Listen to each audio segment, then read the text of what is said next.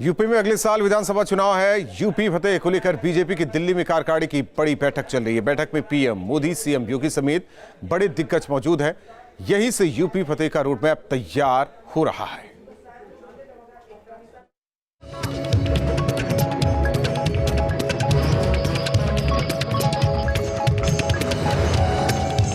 UP में 5 महीने बाद विधानसभा चुनाव है।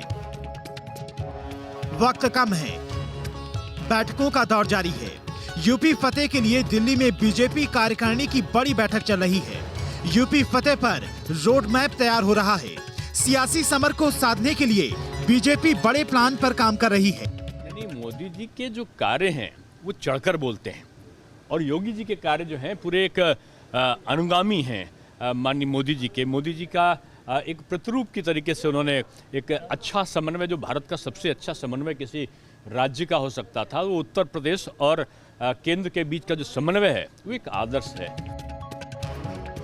3 केंद्रीय कृषि कानून के खिलाफ किसानों का हल्ला बोल, लखीमपुर खीरी हिंसा और महंगाई जैसे मुद्दों पर मंथन के कयास लगाए जा रहे हैं, क्योंकि ये वो मुद्दे हैं जो विपक्ष आने वाले चुनाव में जोर शोर से उठाएगा। और इन मुद्दों को कैसे खत्म किया जाए, आज इस कार्यकारिणी की बैठक में इसका तोड़ निकाला जाएगा।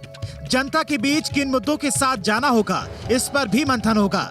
सरकार के सामने चुनौतियां क्या हैं, ये भी ग्राफिक्स के जरिए आपको बताते हैं।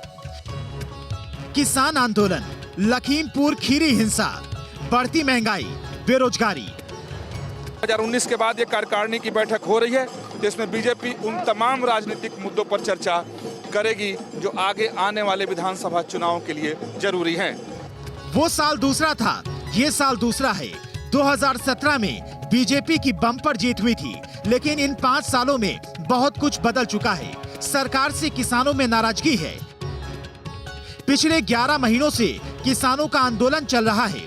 ऐसे में किसानों को मनाना है, उनकी बात मानना है। आंदोलन को खत्म करना चुनाव से पहले बीजेपी के सामने बड़ी चुनौती है और इन्हीं चुनौतियों से निपटने के लिए आज दिल्ली में कार्यकारिणी की बैठक है। लखनऊ से मुख्यमंत्री योगी आदित्यनाथ दिल्ली पहुंचे हैं। बीजेपी अध्यक्ष जेपी नड्डा की मौजूदगी में कन्वेंशन सेंटर में कार्यकारिणी की बैठक चल रही है। प्रधानमंत्री मोदी समेत कई बड़े दिग्गज नेता बैठक में मौजूद हैं। मिशन 2022 पर चर्चा हो रही है। पीएम मोदी इस कार्यकारिणी की बैठक में 22 का विजय मंत्र देंगे। Team news state.